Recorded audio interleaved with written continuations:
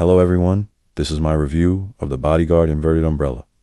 The first thing I noticed is how sturdy and well built it feels right out of the box. The windproof design really works, even on gusty days. It didn't flip inside out like other umbrellas I've used. One of the coolest features for me is the inverted open and close.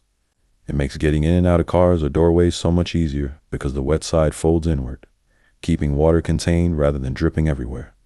That has honestly kept my floors and car seats so much cleaner on rainy days.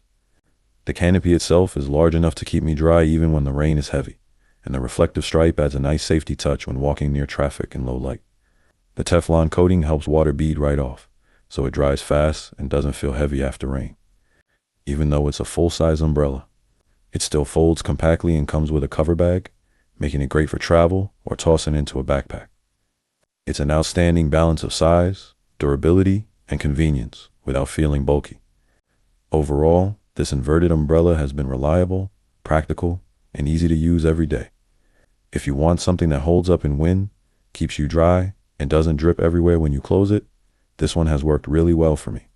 I highly recommend it, and I hope this review helps.